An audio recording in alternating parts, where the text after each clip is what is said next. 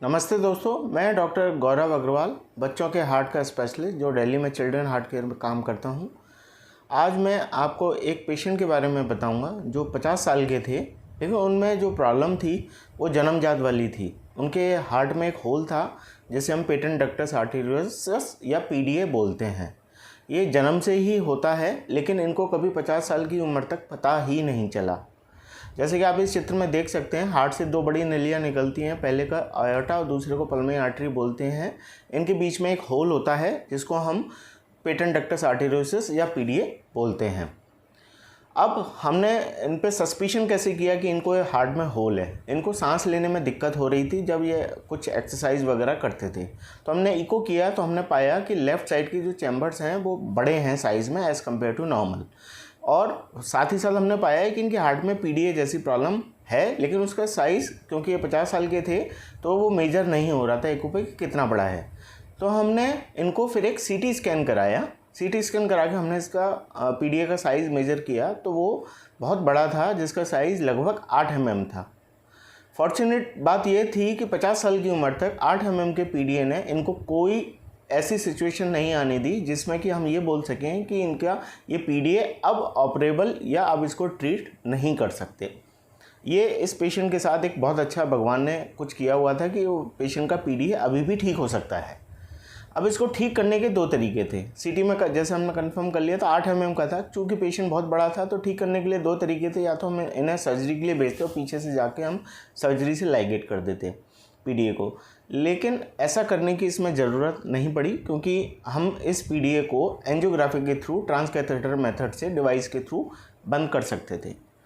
Family को council करने के बाद हमने इस पीडीए को ट्रांसकैथेटर टेक्निक से डिवाइस से बंद करने का फ़ैसला लिया। हमने पेशेंट को कैथ लैब में शिफ्ट किया। हम आइडियली तो इस पेशेंट का एंजियोग्राफी करके करना चाहिए था पीडीए मेजर करके, चूँकि हम सीटी पहले ही करा चुके थे तो मेरे को लगा कि एंजियोग्राफी करने की ज़रूरत नहीं है, क्योंकि इससे प्रोसीजर लंबा हो जाता है और पेशेंट को रेडिएशन की थेरेपी का ड्यूरेशन बढ़ जाता है, जो कि पेशेंट के लिए और स्टाफ के लिए अच्छा नहीं है।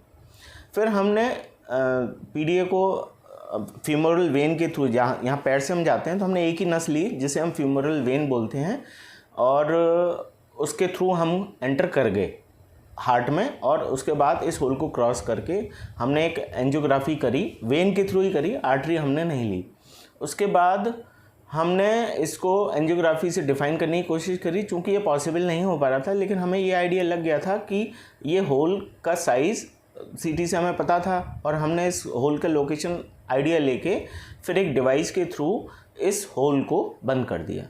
फिर हमने इको पे कंफर्म किया कि क्या ये डिवाइस सही से बैठा है या नहीं बैठा है, क्योंकि पेशेंट की एज बहुत ज़्यादा थी, इको की विंडोज़ बहुत लिमिटेड थी।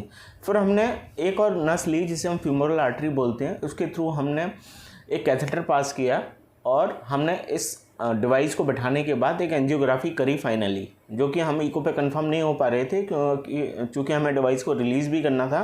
फिर हमने एंजियोग्राफी करके इस डिवाइस की लोकेशन कंफर्म करके इस पेशेंट की डिवाइस को हमने फाइनली रिलीज़ कर दिया। अब ये पेशेंट के फॉलोअप पे हम देखते हैं लेफ़्ट साइड के जो कार्डियक चैम्बर जो डायलेटेड थे वो अब धीरे धीरे नॉर्मल होने शुरू हो गए हैं। पंपिंग भी बहुत पुअर थी पहले उनकी, वो भी धीरे धीरे रिकवर हो रही है। पेशेंट अभी मेडिसिन पे हैं। आइडियली इस होल को बंद करना चाहिए था 1 साल के अंदर अंदर, लेकिन इनको कभी पता ही नहीं चला, ना कभी किसी ने, डॉक्टर ने कोई साउंड सुन के बताया कि इनके हार्ट में होल हो सकता है। तो मेरा मैसेज इस वीडियो के माध्यम से ये है, हमें अगर किसी बच्चे को पहले 1 साल के अंदर बार बार खांसी जुकाम निमोनिया जैसा कुछ हो रहा हो, सांस चल रही हो, पसलियाँ चल रही हो, निमोनिया जैसी सिचुएशन अगर हो रही हो, तो हमको एक बार कार्डियोलॉजिस्ट, पीडियाट्रिक कार्डियोलॉजिस्ट से दिखा के एक बार रूल आउट कर लेना चाहिए कि इस पेशेंट के हार्ट में कोई दिक्कत तो नहीं है।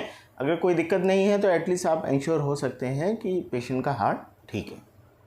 Thank you very much. ज़्यादा जानकारी के लिए आप मेरी वेबसाइट चिल्ड्रन हार्ट केयर पर लॉगिन करके देख सकते हैं।